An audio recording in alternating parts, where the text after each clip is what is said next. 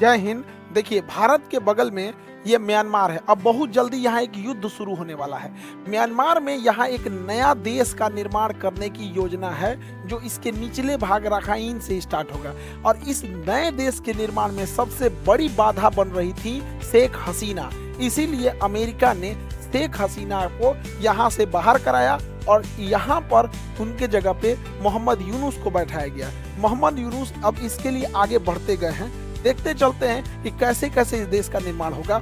ये हमारा भारत है, ये बांग्लादेश है और ये म्यांमार। म्यांमार का निचला भाग ये रखाइन कहलाता है। यहाँ रोहिंग्या समस्याएं बहुत ज़्यादा हैं और इसी के पास अरक्कन आर्मी वगैरह रहती है। इसी एरिया को काटा जाएगा और यहाँ सेंट मार्टिन आइलैंड है जो बांग्लादेश का है। अब ये युद्ध कैसे कैसे होगा इसको समझते हैं हम लोग। इस युद्ध में म्यांमार के ऊपर अभी क्या है कि म्यांमार की जो चुनी हुई सरकार थी आंग सान सू की, उसको हटा के वहाँ पर तख्ता पलट कर दिया गया है और वहाँ मिलिट्री को जुंटा कहते हैं। वो जहाँ मिलिट्री का शासन है वो जुंटा कहलाता है। इसके ऊपर बांग्लादेश की आर्मी अटैक करने की योजना में है। यूएस अपने ट्रूप्स को भेज रहा है और एयरबेस वगैरह बनाने की तैयारी में है।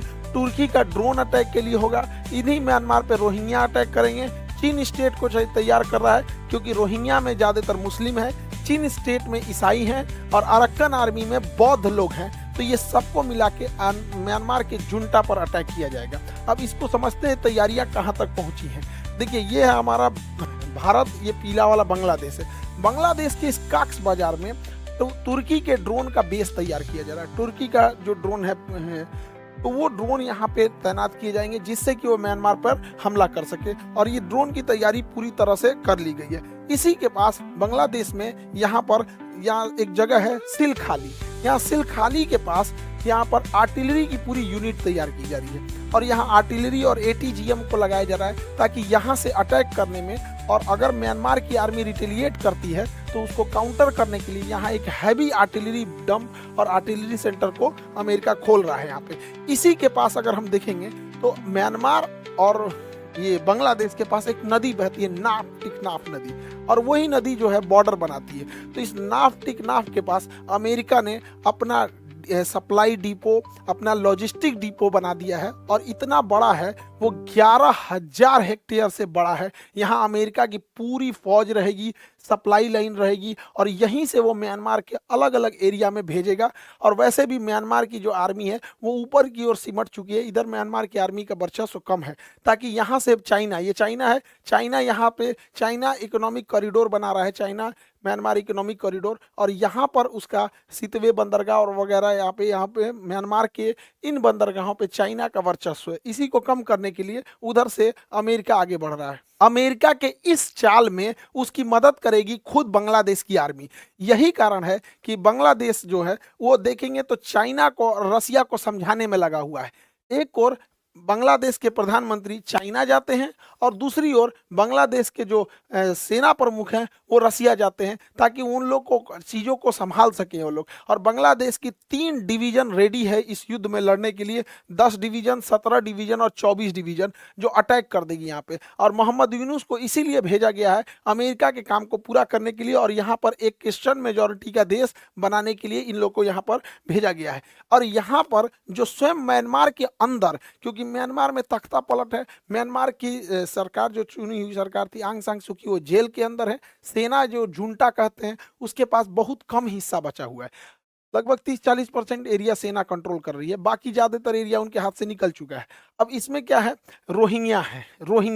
रोहिंग्या अटैक करने वाले हैं और चीन स्टेट जो रोहिंग्या मुस्लिम है, अरक्कन में ज्यादातर बौद्ध हैं और चीन स्टेट में ईसाई हैं। ये तीनों मिलकर जुंटा को पीछे ढकेल देंगे। जुंटा का मतलब हो गया कि जो म्यांमार की आर्मी है। अब जब जुंटा पीछे हटेगी तो ये चाइना और म्यांमार इकोनॉमिक कॉरिडोर हो रहा है, इसके पे बहुत बड़ी बाधा आएगी और इसको अलग करके ये लोग एक देश बनाने की योजना में है। जमीनी स्तर पर इसकी हकीकत भी देखने को मिलने लगी है। अमेरिकी रक्षा मंत्रालय, अमेरिकी जो विदेश मंत्रालय के जो दक्षिण एशिया के प्रमुख थे वो लोग यहाँ आकर डिस्कस करने लगे हैं बांग्लादेश में। और बांग्लादेश की जो मिलिट्री कंटोनमेंट है, जो छावनी है, वहाँ पर अमेरिकी खुफिया विभाग और अमेरिकी सचिवालय से आवागमन बढ़ गया है। और खुद म्यांमार के जो जुंटा है, जो सेना प्रमुख है, उन्होंने एक्सेप्ट किया है कि हम 1,80,000 रोहिंग्यों को वापस लेंगे, 1,80,000 रोहिंग्यों को वापस लेंगे। बढ़िया बढ़िया है भाई, भारत को भी इसी लगले यहाँ से जो रोहिंग्या बांग्लादेशी आए हैं कि उन लोगों को भी भेज देना चाहिए। जाओ भाई, जहाँ से आए हो, भारत में क्या लिए आए हो, यहाँ अपने 150 करोड़ लोग रह रहे हैं, हमारे यहाँ अपने जनसंख्या की समस्या है। भारत को इससे बेहतर मौका नहीं मिलेगा, क्योंकि भारत के अंदर अभी जो बांग्लादेशी और रोहिंग्यों की समस्या है, क्योंकि हम लेके कहाँ जाएंगे? अगर हम उसे डिपोर्ट कर देंगे तो कहाँ पे करेंगे? कोई देश जल्दी एक्सेप्ट नहीं करेगा और जेल में रखा जाएगा। अगर 2-3 लाख आदमी को जेल में रखा जाए, अगर जेल में एक टाइम का खाना का जो 50 रुपया भी खर्चा जोड़ा जाए, 2 टाइम मिला के 100 रुपया, तो सोचिए एक दिन में 2 लाख लोग के लिए 100 रुपया खर्चा हो जाए, तो यहाँ टैक्स पेयर का पैसा किसी को बैठे बैठे खाना खिलाने में चला जाएगा। तो डिटेंशन सेंटर कहीं से प्रॉफिटेबिलिटी नहीं होता है। अमेरिका कैसे डिपोर्ट कर करके भेजने लगा, वैसे मोदी जी को भी यहाँ भेजना चाहिए। और यही टाइम है कि हमें अपने सिलीगुड़ी का ये जो एरिया है और त्रिपुरा को एरिया में, जब वो इस एरिया में बिजी रहे, तो हम लोग को भी यही समय है ताकि अपने और युद्ध करके और अपना एक्सपेंशन किया जा सके। भारत का ध्यान भटकाने के लिए कि भारत कहीं अपने लिए कोई मतलब आगे का काम न करने लगे, एक्सपेंशन न करे, मोहम्मद यूनुस चले जाते हैं चाइना में, और चाइना में जाके चाइना को उकसाते हैं भारत के एंटी में, और कहते हैं कि बांग्लादेश के एकदम ऊपरी भाग में, यहाँ लाल मुनीर हाट एक जगह है, वहां पर एक बंद पुराना अंग्रेजों के जमाने का एयरफोर्स स्टेशन है। तो लाल मुनीर हाट स्टेशन को दोबारा चालू करने के लिए ये चाइना से कहते हैं, ताकि भारत का ध्यान भटकाया जा सके। लेकिन भारत को केंद्रित रहना है कि अपनी समस्या जो बांग्लादेशी और रोहिंग्या समस्या, इसी लगे इधर भेजना है। हालांकि अभी इसमें कोई बहुत बड़ी चर्चा नहीं हुई है, लेकिन ये चाइना को निमंत्रित कर रहे हैं और भारत का ध्यान भटकाए, ताकि इस मुद्दे से भारत का ध्यान भटक सके। यहाँ एक बंदरगाह नाम है उसका मोंगला बंदरगाह, तो मोंगला पोर्ट को ये बांग्लादेश जो है, मोहम्मद यूनुस चाइना को ऑफर कर रहे हैं कि आप मोंगला पोर्ट को डेवलप कीजिए और वहां अपनी नौसेना का एक बेस बनाइए। अब भारत को जो है इस पे अपने बांग्लादेश अब बहुत डिस्टर्ब करने लग रहा है। अब इसको अगर नहीं बोला जाएगा तो ये मन बढ़ जाएगा, क्योंकि शेर का दहाड़ना जरूरी भी है, वरना जंगल के कुत्तों को लगने लगेगा कि राजा वही हो चुके हैं। अब छोटा मोटा इलायची दाना बराबर देश हम लोग को अगर आंख दिखाते रहेंगे तो कई घड़ी हम लोग कहेंगे वसुधैव कुटुंबकम, कुटाई भी जरूरी है, भय बिना प्रीत कहा। तो ये बांग्लादेश इस तरह से कर रहा है। भारत को डाइवर्ट करने के लिए और एक अच्छा मौका गंवाने के लिए पाकिस्तान भी कहीं कम बाधा नहीं लगा रहा है। पाकिस्तान हमारे कश्मीर को तो अनस्टेबल कर ही दिया है, आतंकवाद भेज के, इंसर्जेंसी भेज के, घुटपैठिया, पत्थर चलाओ, ये करो वो करो, धार्मिक उन्माद फैला दो, अमरनाथ यात्रा पे तो कभी वैष्णो देवी यात्रा पे उत्पात मचा दो। कश्मीर को कितना अशांत कर दिया। इतना ही नहीं, ये पाकिस्तान जो है ये पंजाब को भी अनस्टेबल कर दिया।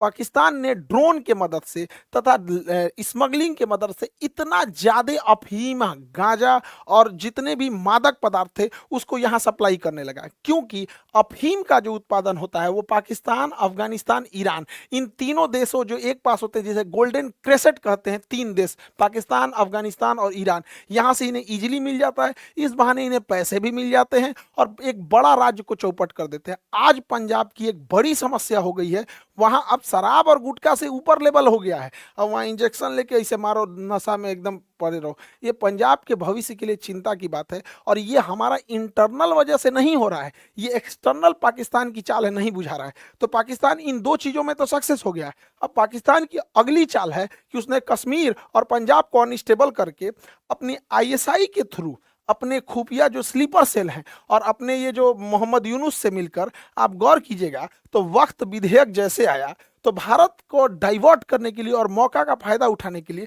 इस एरिया में हिंसा बढ़ गए, जो खास करके जो बांग्लादेश से सट के एरिया है, और हमारा बंगाल जल गया यहाँ पर। ये किसकी चाल है? ये इंटरनल। देखिए, देश में जब कोई इंटरनल समस्या हो और उसकी उस समस्या को हम लोग को तो संजीदगी से लेना चाहिए, लेकिन जब अगर कोई विदेशी की वजह से इतनी बड़ी घटना हो तो सारे एजेंसीज को इसमें सतर्क रहने की जरूरत है। इन लोग की चाल है इस चीज को, इस एरिया को अनस्टेबल करने के लिए, और हम लोग क्या कर रहे हैं? अब देखिए, ये एरिया अनस्टेबल हो रहा है। जो लोग मणिपुर के बारे में बड़ी बोल रहे थे, मणिपुर जल रहा है, मणिपुर ये हो रहा है, अभी बांग्लादेश के मैटर पे, पश्चिम बंगाल के मैटर पे तो चुप है। और जिनको पश्चिम बंगाल की बड़ी चिंता थी वो तो अभी देखिए मणिपुर अभी भी जल रहा है।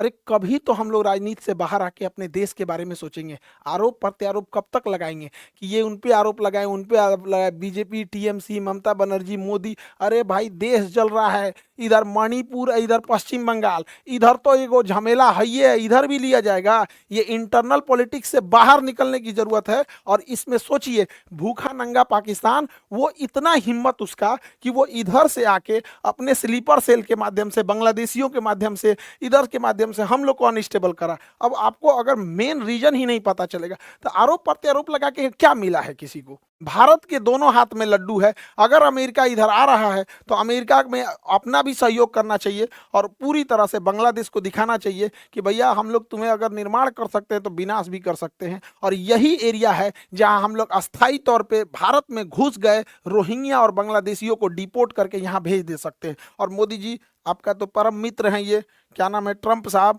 ये तो देखें हवाई जहाज में भर भर के भेज देते हैं। आप भी हेल्प इनसे कुछ कुछ सीखिए और यहाँ पानी वाली जहाज से भेज भेज दीजिए, यहाँ हम लोग की अस्थायी रूप से समस्या का समाधान हो जाए।